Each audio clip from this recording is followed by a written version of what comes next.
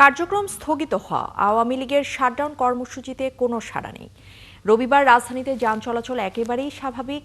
বিচ্ছিন্নভাবে দু এক জায়গায় ককটেল ফুটেছে, আহত হয়েছেন একজন পথচারী। আর নগরীর বিভিন্ন পয়েন্টে জোরদার করা হয়েছে নিরাপত্তা। জুলাই মানবতা বিরোধী অপরাধে শেখ হাসিনার রায়কে কেন্দ্র করে টানা 2 দিনের কর্মসূচি আওয়ামী লীগের।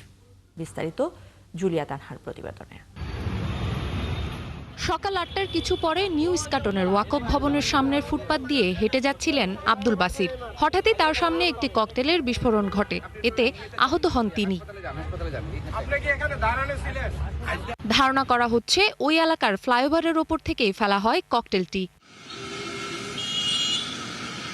বলতে গেলে সকালের এই ঘটনা ছাড়া এখন পর্যন্ত আর কোনো বিশৃঙ্খলার খবর পাওয়া যায়নি। সপ্তাহের প্রথম কর্মদিবসে সাধারণ দিনের মতোই কর্মস্থলের দিকে ছুটছেন নগরবাসী। কারওয়ান বাজার, ফার্মগেট, বিজয় সরণি ও বিভিন্ন গুরুত্বপূর্ণ পয়েন্টগুলোতে তীব্র যানজট লক্ষ্য করা গেছে। গণপরিবহনের সংখ্যাও স্বাভাবিক ছিল। রাস্তায় এসে দেখি গাড়ি ঘোড়া সবই ঠিকঠাক চলতেছে, হরতালের কিছুই দেখতেছি না আমি। এবং গাড়ি ঘোড়া স্বাভাবিকভাবে চলছে। আমরা অফিসে আসছি এবং যথারীতি অফিস করছি। পরিবেশটা একটু ভালোই, এর জন্য সবাই বের হয়েছে।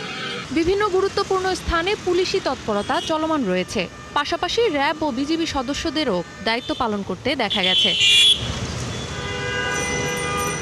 জুলাই মানবতা বিরোধী অপরাধের মামলায় ক্ষমতাচ্যুত প্রধানমন্ত্রী শেখ হাসিনার বিরুদ্ধে সোমবার রায় দেবে আন্তর্জাতিক অপরাধ ট্রাইব্যুনাল। এর প্রতিবাদে 2 দিনের শাটডাউন কর্মসূচি ঘোষণা করেছে কার্যক্রম নিষিদ্ধ আওয়ামী লীগ। জুলিয়া তানহা, 71, ঢাকা।